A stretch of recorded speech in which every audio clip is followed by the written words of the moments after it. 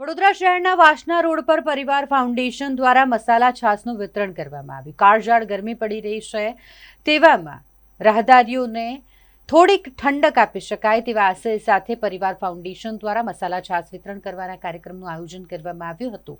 Vasna road પર રાણેશ્વર મહાદેવ મંદિર 4 રસ્તા પાસે ખેતેશ્વર સ્વીટની દુકાન પાસે આ ખાસ આયોજન કરવામાં આવ્યું હતું। પસાર થતા તમામ લોકોને મસાલા છાશ વહેંચવામાં આવી છે, તેનું વિતરણ કરવામાં આવ્યું છે। આ નિઃશુલ્ક સેવા પરિવાર ફાઉન્ડેશનના સામાજિક યોદ્ધાઓએ પૂરી પાડી છે।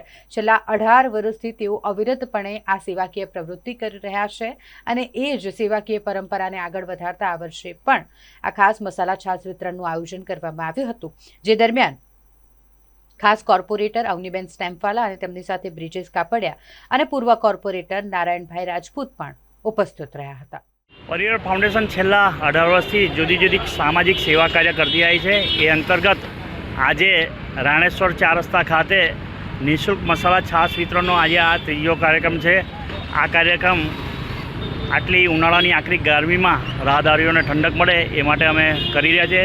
વડોદરાના જુદા જુદા વિસ્તારમાં અમે અઠવાડિયામાં 3-4 વાર આ કાર્યક્રમ કરી રહ્યા છીએ, જેથી રાહદારીઓને આ 44 ડિગ્રી ટેમ્પરેચરમાં ઠંડક મળી રહે। પરિવાર ફાઉન્ડેશન જુદી જુદી સેવાકીય કાર્યક્રમમાં હમણાં અમે ચકલીના પાણી પીવાના બાઉલનું નિઃશુલ્ક વિતરણ કર્યું।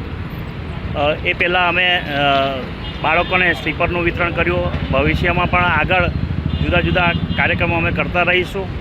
આજે આ નિઃશુલ્ક છાશ વિતરણ કરી રહ્યા છે અને બીજા જુદા જુદા વિસ્તારમાં આશરે 10,000 લીટર જેટલી છાશનું અમે વિતરણ કરવાના છે।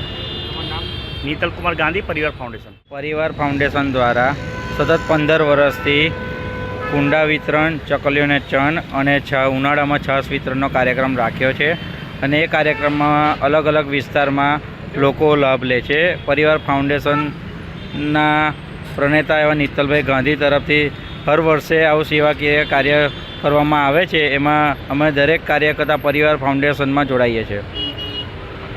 Brijesh Kapadia, ward number 10, councillor.